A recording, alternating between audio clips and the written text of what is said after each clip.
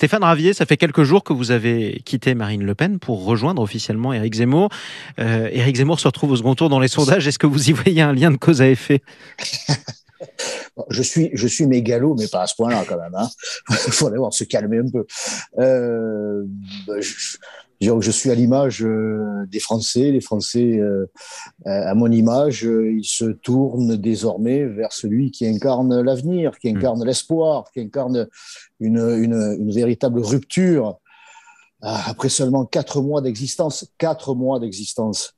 Le mouvement Reconquête, la candidature Éric Zemmour, non seulement a explosé pour les intentions de vote au premier tour, puisqu'il était à 5, 8, 10, 13, 12, voilà, 16 et demi dans ce dernier sondage, ce qui le qualifie au second tour.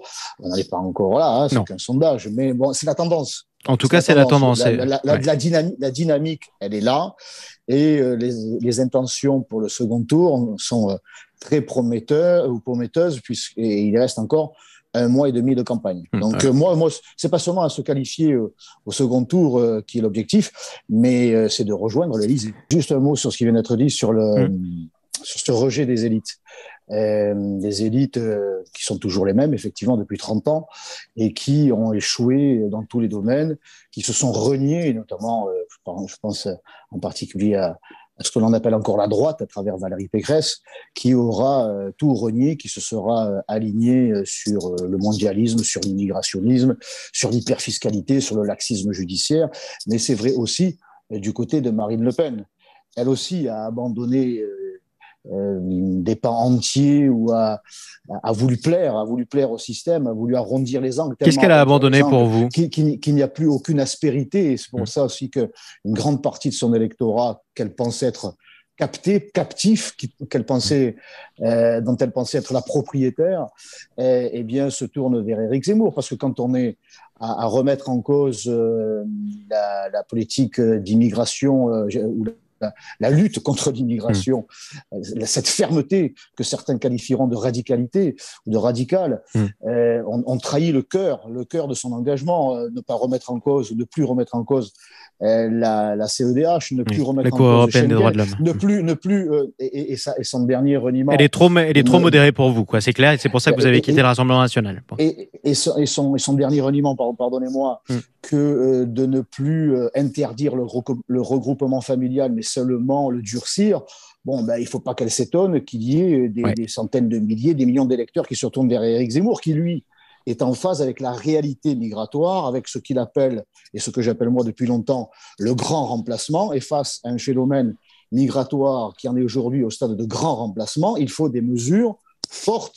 Certains appellent ça radical, mais des mesures fortes qui correspondent à la situation que vivent les Marseillais, que vivent les Français. Mais alors parlons justement de ces mesures fortes qui sont... Stéphane Ravier, parlons de ces mesures fortes qui sont proposées. Tout ça permettra à Éric Zemmour, permet à Éric Zemmour non seulement de s'installer, de faire en sorte que ça ne soit pas seulement une bulle, mais de s'installer et aujourd'hui d'être annoncé au second tour de cette élection présidentielle. Je peux comprendre que la personne qui estime que c'est impossible soit dans cette vision, puisque ça fait 30 ans qu'on nous dit que c'est pas possible.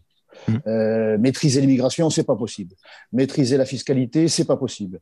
Il y a peut-être une raison à ça. Renégocier les traités européens, c'est pas possible. Nous sommes avec des élites, justement, des élites qui ont installé cette idée dans la tête des Français que rien n'est possible. Et bien évidemment que c'est possible. C'est une question de volonté politique. Et Éric Zemmour, lui, a cette volonté, cette détermination, cette force. Et il l'exprime, il l'a tellement en lui que cela est ressenti par les Français. Alors peut-être pas par votre interlocuteur, mais les Français ont besoin d'une détermination. C'est le politique qui commande, à moins qu'on nous dise, écoutez, les politiques ne servent à rien, c'est la haute administration, c'est... on va voir ce que répond justement Mathieu Souquier. C'est la commission de Bruxelles qui décide. Moi, je crois que c'est les politiques qui décident. Et Éric Zemmour, lui, est déterminé à décider et à appliquer. Stéphane Ravier, vous devez croiser beaucoup de Marseillais d'ailleurs chez vous qui ont peur d'Éric Zemmour et qui vous le disent. Qu'est-ce que vous leur répondez? Non, je n'ai pas encore croisé de Marseillais qui aient peur. Tous les Marseillais que je croise, et je bénéficie d'une petite notoriété quand même, d'une vraie notoriété à Marseille. Donc beaucoup m'abordent en me disant bravo.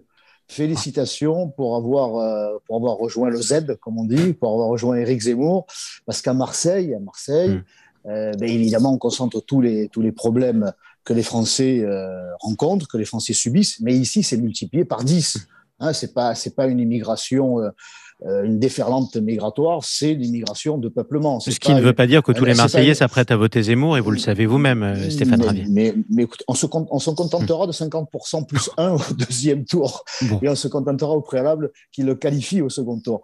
Et c'est là que je ressens, on parle de statistiques, on parle de sondages. Bon, j'en ai parlé moi-même, on est plutôt content quand il le place au second tour, que ça ne soit pas le cas. Mais au-delà des sondages, parce que moi, je pourrais prendre les sondages des élections régionales. Aux élections régionales en PACA, on parle de Marine Le Pen, d'Emmanuel Macron. Bon, si on s'était fié à ces sondages, eh bien, la liste emmenée par Thierry Mariani, qui aurait gagné pour le Rassemblement national. Aurait dû gagner. Il y avait 7 sondages avant le premier tour qui nous annonçaient vainqueur. Bon, donc les sondages, c'est pas le plus important. Ce qui est le plus important, c'est ce que vous disiez, c'est le ressenti des Marseillais, par exemple, et des Français en général. Et on sent que la dynamique est là, que le soutien, il est là. Et on verra, justement. Alors, j'allais dire la ferveur, en tout cas, la dynamique, elle est là, et c'est ce que je ressens, au-delà des sondages, dans les rues de Marseille, avec ces soutiens très importants de la part, j'allais dire, du peuple marseillais.